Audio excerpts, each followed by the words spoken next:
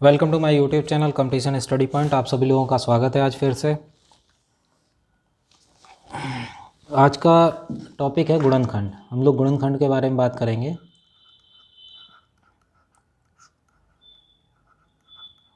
गुणनखंड कैसे निकालते हैं किसी भी संख्या के। मान लीजिए कोई संख्या दी गई है, जैसे आपको 240 दिया गया है, ठीक है। आपको इसके गुणनखंड करने हैं, तो आप कैसे करेंगे? तो गुणनखंड निकालने से पहले आपको एक चीज़ पता होनी चाहिए, अभाज्य संख्या। क्या? अभाज्य संख्या। तो अभाज्य संख्या ऐसी संख्या होती है जो किसी दी गई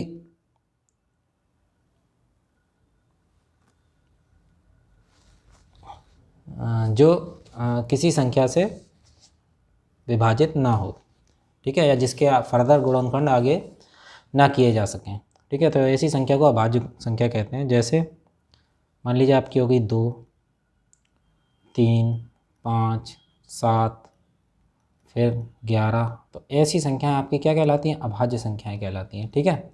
इन संख्याओं को फर्दर विभाजित नहीं किया जा सकता पूर्ण संख्या के रूप में।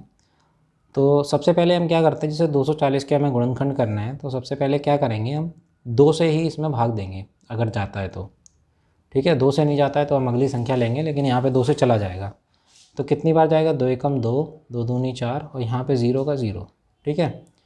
फिर अब देखिए फिर 2 से चला जाएगा इसमें भाग, तो फिर दे देंगे एक बार। अब एक में तो जाएगा नहीं, तो 1 और 2, 2 12 में देंगे, 6 बार जाएगा, 0 आएगा, ठीक है। फिर 2 से देंगे, 3 बार जाएगा, 0 आएगा, फिर देंगे 2 से, कितना आ जाएगा? 15। अब देखिए अब 2 से नहीं जाएगा। अब अगली नेक्स्ट संख्या हम क्या लेंगे? 2 के बाद नेक्स्ट अगली अभाज्य संख्या लेंगे 3। 3 से भाग देंगे तो कितनी बार जाएगा? 5 बार, 3 5। फिर अब किससे भाग जाएगा? 3 से तो जाएगा नहीं, अब 5 से चला जाएगा, 5 एकम 5, ठीक है। तो ये हो गए आपके 240 के गुणनखंड। तो 240 के कितने गुणनखंड हो गए ये आपके? 2 कितनी बार? 4 बार। 4 बार 2, उसके बाद आपका हो गया 1 बार 3 और 1 बार 5 और 1 बार 1। एक सभी संख्याओं का गुणनखंड होता है, गुणनखंड होता है। एक जो है प्रत्येक संख्या का गुणनखंड होता है, ये याद रखना, ठीक है। तो इसको ऐसे भी लिख सकते हैं, 2 की घात 4, 2 4 बार है, गुणे 3 की घात 1 और 5 की घात 1। 1 को लिखने की ज़रूरत नहीं है, ठीक है। तो अगर कुल गुणनखंडों की संख्या निकाली जाए, पूछे जाए कुल कितने गुणनखंड हैं, तो आप कैसे पता करेंगे? तो ये 4 है, इस 2 की घात कितनी है? 4। तो 4 + 1 गुणा 1 + 1, 3 का कितनी घात है? 1, और 5 + 1, ठीक है। जितनी भी घात है उसमें सब में 1 जोड़ देंगे, उनका आपस में गुणा कर देंगे, तो आपके कुल गुणनखंडों की संख्या निकल आएगी। तो आपकी कितनी आएगी? 5 × 2 × 2। तो ये आपके कुल गुणनखंड कितने हो गए? 5 दूनी 10 दूनी 20। कुल गुणनखंडों की संख्या कितनी हो गई? 20, ठीक है। इतनी बात सबको क्लियर होगी। चलिए तो देखते हैं, अगर किसी संख्या के सम गुणनखंड पूछ दिए जाएँ तो कैसे निकालते हैं। जैसे मान लीजिए आपको पूछ दिया गया 24 के गुणनखंड निकालो, तो सबसे पहले 24 के गुणनखंड निकाल लेंगे। 2 एकम 2, 2 दूनी 4, 2 छेक 12, 2 तिया 6 और 3 एकम 3, ठीक है। तो 24 के गुणनखंड क्या आ गए? 2 की घात 3 × 3, ये आपके 24 के गुणनखंड आ गए। अब इसके सम गुणनखंड अगर पूछ दिए जाएँ तो सम गुणनखंड कितने होंगे? तो सम गुणनखंड आपके होंगे, सम गुणनखंडों की संख्या होगी आपकी जो पहली जो संख्या है उसकी घात, ठीक है, पहली जो संख्या है उसकी घात गुणे जो दूसरी संख्या की जो घात है +1। तो सम गुणनखंड आपके कितने हो जाएंगे? 6, ठीक है। यानी इसकी घात कितनी है? 3, तो 3 यहाँ लिख दिया, और इसकी घात 1 है तो 1 + 1, तो ये आपके क्या हो गए? सम गुणनखंड, ठीक है। अगर यहीं आपसे विषम गुणनखंड पूछ दिया जाए तो विषम गुणनखंड कितने होंगे, ठीक है। जैसे मान लीजिए 40 के गुणनखंड आपने निकाले, 1 2 4 5, मैंने डायरेक्ट लिख दिए, 8 10 20 और 40, ठीक है। ये हो गए आपके 40 के गुणनखंड, ठीक है। सम गुणनखंड पूछे जाए तो विषम गुणनखंड पूछे जाए तो कितने होंगे? 1 और 5 होंगे, ठीक। 2 हो गए विषम गुणनखंड की संख्या, कितनी है? 2। अगर इसे उस विधि से निकालें तो कैसे निकालेंगे? यहाँ पे है 2 की, इसके जो गुणनखंड होंगे 40 के, वो होंगे 2 की घात 3 और गुणे 5 की घात 1, ठीक है। ये होंगे गुणनखंड।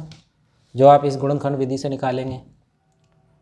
तो यहाँ पे विषम गुणनखंड निकालने के लिए हम क्या करते हैं, जो 1 और गुणे जो आपके दूसरे अंक की जो घात है +1, तो इसके गुणनखंड 2। ठीक है, आई होप सभी को समझ में आया होगा। चलिए एक बार फिर देखते हैं। जैसे मान लीजिए इस 180 है, ठीक, 180 के आपको गुणनखंड करने हैं, तो 180 कर दीजिए, 2 में 18, 0, 45, फिर जाएगा आपका किससे,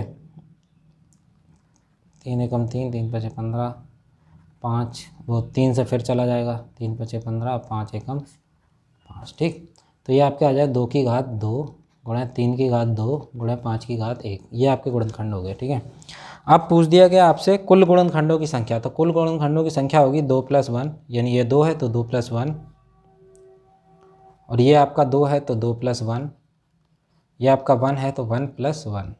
ठीक है, ये हो गया यहाँ से। तो यहाँ से आपका हो जाएगा कितना, 3 गुणे 3 और गुणे 2, तो कितने गुणनखंड हो जाएंगे कुल संख्या, 18। अगर सम पूछ दिया जाए तो सम गुणनखंडों की संख्या पूछ दी जाए तो ये तो हो गए कुल गुणनखंड, कितने, कुल। अगर सम पूछ दिया जाए तो सम गुणनखंड कितने हैं, तो सम गुणनखंड में क्या करते हैं, पहले इसकी घात कितनी है, 2 गुणे इसकी कितनी है, 2 + 2, 3 की घात कितनी है, 2, तो 2 + 1, 5 की घात कितनी है, 1, तो 1 + 1। ठीक है, 1 + 1। ठीक, तो ये आ जाएगा 2 गुणे 3 गुणे 2, ये आपके हो जाएंगे 3 दूनी 6 दूनी 12। तो सम गुणनखंड कितने होंगे, 12। अगर विषम पूछ दिए जाए विषम गुणनखंड कितने होंगे, तो आपके विषम गुणनखंड हो जाएंगे आपके यहाँ पे, एक विषम गुणनखंड में पहले 1 का गुणा करते हैं, फिर पहला छोड़ देते हैं, पहला जो गुणनखंड है उसका छोड़ देते हैं 2 का, फिर 3 की घात कितनी है, 2, तो यहाँ पे 2 + 1, 5 की घात कितनी है, 1, तो 1 + 1। ठीक, ओ सॉरी 1 + 1, समझ लेना आप लोग। तो यहाँ पे 3 दूनी 6, 1 गुणे 3 गुणे 2, तो 3 दूनी 6, तो विषम गुणनखंड कितने होंगे, 6। ठीक है, सभी को समझ में आया। तो एक, हाँ ठीक है, यहाँ पे एक चीज़ और पूछी जाती है, ये तो हो गए गुणनखंडों की क्या संख्या, गुणनखंडों का योग और पूछ दिया जाता है। जैसे मान लीजिए 8 है, 8 के सभी गुणनखंडों का योग बताओ, ऐसा क्वेश्चन आ जाता है, गुणनखंडों का योग, सभी गुणनखंडों का योग। ठीक है, तो 8 के गुणनखंड कितने होंगे, 2 की पावर 3, वैसे निकालें या फिर ऐसे निकालें तो 1, 2, 4 और 8, इनका योग कितना हो जाएगा, 15। ठीक, अब इन्हें वैसे कैसे निकालेंगे, 2 की घात 3 है, यहाँ से निकालेंगे 2 की घात 0 प्लस 2 की घात 1 प्लस 2 की घात 2 और प्लस कहाँ तक, 3 तक, 2 की घात 3।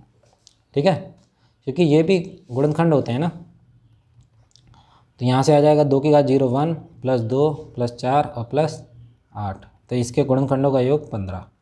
ठीक है, चलिए इसे थोड़ा और दूसरे प्रश्न में देखते हैं, समझने की कोशिश करते हैं। तो देखिए, जैसे मान लीजिए आपको दिया है 360, 360 के गुणनखंड निकालो, तो 360 के गुणनखंड क्या हो जाएंगे, 2, 2, 45, 3, 15, 3, 5, 5, 1। ठीक, तो 2 की घात 3 और 3 की घात 2 और 5, ये हो जाएंगे 360 के गुणनखंड।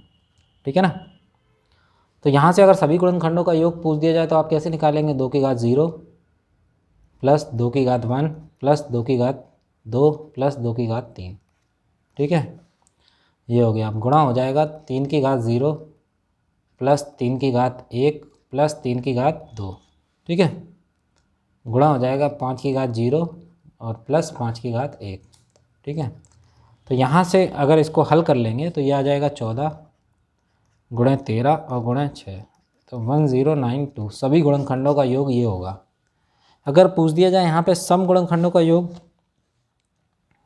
तो सम गुणनखंड में क्या करते हैं, देखो 2 की घात 0 नहीं लेंगे, 2 की घात 1 प्लस 2 की घात 2 प्लस 2 की घात 3, सम में क्या करेंगे, 0 नहीं लेंगे, इनका योग कर लेंगे।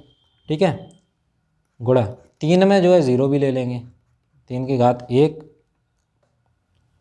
प्लस में 3 की घात 1 और प्लस 3 की घात 2। ठीक है, ये कर लेंगे, 2 तक है तो 2 ले लेंगे, और गुणा में 3 5 की घात 0 और प्लस 5 की घात 1। यानी विषम संख्या में 0 भी लेंगे, लेकिन सम संख्या में केवल 2 की घात 1 से शुरू करेंगे। अब इनका आपस में जब गुणा कर देंगे तो हमें सभी विषम का योग पता चल जाएगा। जैसे सॉरी, ये तो सम है, सम का योग पता चल जाएगा। ठीक है, जैसे ये आ जाएगा 14 गुणे 13 और गुणे 6, तो ये आ जाएगा आपका